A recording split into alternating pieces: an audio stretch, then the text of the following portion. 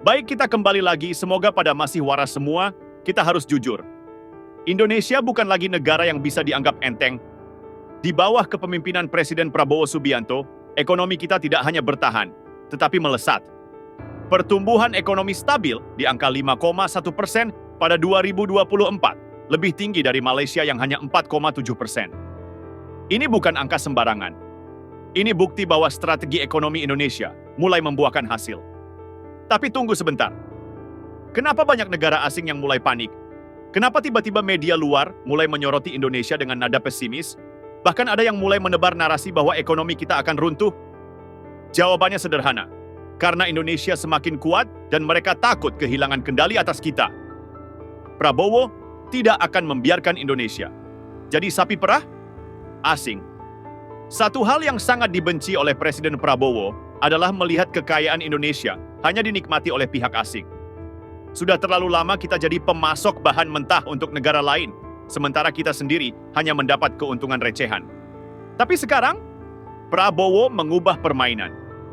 Dia membangun Bank Emas Indonesia, mengonsolidasikan BUMN ke dalam dana investasi nasional, dan menarik investasi tanpa menjual kedaulatan. Ini bukan strategi yang disukai oleh para pemain lama di dunia global.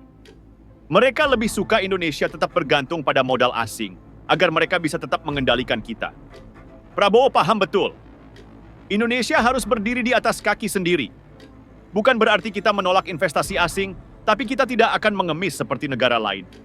Silakan investasi di Indonesia, tapi kita tidak akan tunduk begitu saja, kata Prabowo. Fakta berbicara. Dana investasi sebesar 1,742 triliun sudah tersebar di seluruh Indonesia pada 2024. Dan tidak berhenti di situ, karena pada 2025 targetnya naik jadi 1,95 triliun. Hasilnya, jutaan lapangan kerja baru. Bukan cuma itu, Prabowo juga memastikan bahwa masyarakat kecil ikut menikmati pertumbuhan ekonomi. Dia meluncurkan kebijakan diskon tarif listrik, subsidi pajak motor listrik, program makan bergizi gratis, serta optimalisasi panen padi. Bukan cuma janji, tapi realisasi. Jangan lupa, Prabowo juga membersihkan korupsi dari akarnya. Skandal besar di Pertamina terungkap. Koruptor yang dulu nyaman kini lari tunggang langgang. Mahfud MD bahkan mengakui di era Prabowo, Jaksa Agung tidak lagi dihalang-halangi dalam memberantas korupsi. Keberhasilan ekonomi Indonesia mulai membuat dunia melirik. Reuters, Eurasia, hingga media Vietnam The Investor terpaksa mengakui bahwa Indonesia menjadi pusat perhatian investasi global. Tapi tentu saja, ada yang tidak suka. Beberapa media mulai menyebarkan narasi negatif. Mereka bilang Indonesia bakal gagal, ekonomi akan runtuh, dan berbagai spekulasi lainnya. Kenapa? Karena mereka takut Indonesia menjadi raksasa ekonomi baru di Asia. Dan kenyataannya, investor asing justru berebut masuk ke Indonesia. Mereka memborong saham perbankan besar, mereka ingin terlibat dalam proyek besar seperti Danantara dan program makan bergizi gratis. Indonesia sekarang bukan negara yang bisa didikte, kita bukan budak ekonomi negara lain, kita yang menentukan arah kita sendiri. Prabowo Subianto telah membawa Indonesia naik kelas. Dari negara yang dulu hanya jadi penonton, kini kita menjadi pemain utama. Indonesia bukan lagi negara yang bisa ditekan, ditipu, atau dijadikan pasar tanpa daya. Kita sudah bangkit. Dunia harus mulai beradaptasi dengan fakta ini. Indonesia tidak lagi berada di bawah kendali mereka. Prabowo Subianto paham satu hal. Kekuatan ekonomi adalah kunci kedaulatan. Kalau dulu kita selalu bergantung pada negara lain, sekarang kita yang menentukan aturan main. Tapi inilah yang bikin negara-negara besar mulai cemas. Mereka tidak menyangka bahwa Indonesia bisa berkembang secepat ini.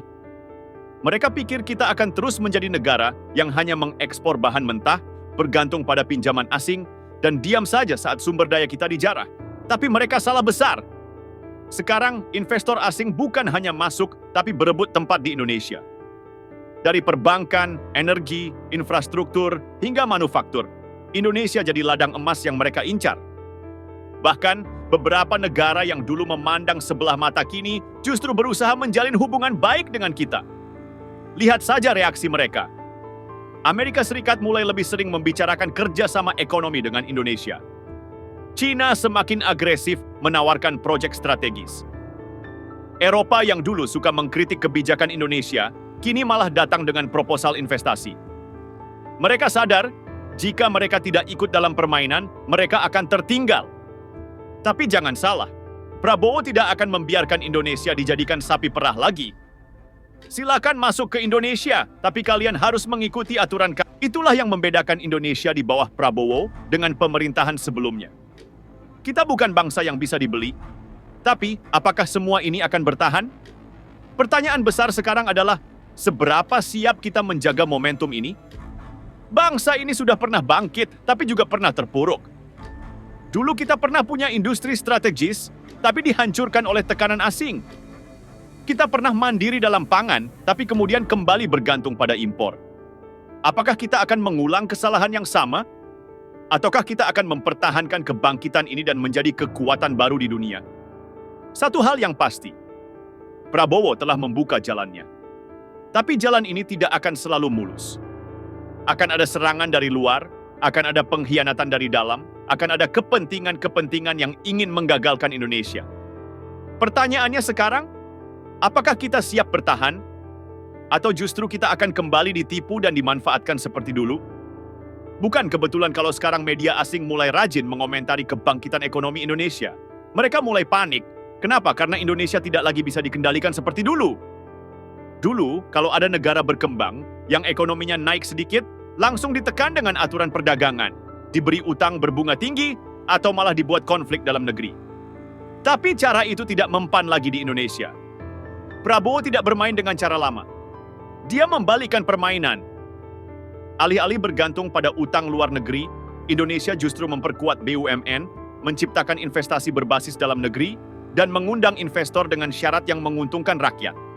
Sekarang lihatlah hasilnya. BUMN makin solid. Dengan pembentukan Danantara, seluruh kekuatan ekonomi nasional terkonsolidasi. Bank Emas Indonesia terbentuk. Ini bukan sekadar bank, ini strategi cerdas untuk mengamankan kekayaan kita dari permainan spekulan asing. Investor asing berbondong-bondong masuk. Mereka yang dulu menyepelekan, sekarang justru datang sendiri untuk berinvestasi. Indonesia harus dihentikan sebelum terlambat. Tapi, di balik semua keberhasilan ini, ada sesuatu yang tidak bisa dihindari. Tidak semua orang senang melihat Indonesia bangkit. Ada kekuatan asing yang tidak ingin Indonesia menjadi raksasa ekonomi. Mereka terbiasa melihat kita sebagai pasar, bukan pemain. Mereka panik karena Indonesia tidak lagi sekadar menjadi penonton dalam permainan global. Makanya jangan heran kalau semakin banyak berita miring soal Indonesia yang mulai bermunculan. Lihat saja media asing, mereka mulai menggiring opini negatif tentang investasi di Indonesia. Mereka mencoba menyorot potensi masalah dalam kebijakan ekonomi kita. Mereka berusaha menciptakan ketakutan bahwa Indonesia bisa gagal. Kenapa? Karena mereka takut kehilangan kendali. Prabowo sendiri sudah memperingatkan, Indonesia tidak akan tunduk pada tekanan asing. Kita terbuka untuk bekerja sama, tapi kita tidak akan dijajah secara ekonomi. Dan inilah yang membuat mereka makin panik. Indonesia tidak lagi bisa ditipu. Tantangan besar. Apakah kita siap menghadapinya? Bangsa ini sudah terlalu sering dipermainkan. Sekarang kita punya kesempatan emas untuk menentukan nasib sendiri. Tapi pertanyaannya, apakah kita cukup kuat untuk mempertahankan ini? Apakah kita siap menghadapi tekanan dari negara-negara besar yang tidak ingin kita sukses? Apakah kita akan bersatu menjaga kebangkitan ini, atau justru terpecah oleh propaganda asing? Karena satu hal yang pasti, pertarungan belum selesai. Mereka akan mencoba segala cara untuk menghentikan Indonesia. Pertarungan sebenarnya baru saja dimulai. Apakah kita siap? Atau kita akan kembali dijajah dengan cara baru? Tulis pendapatmu di kolom komentar. Blast off.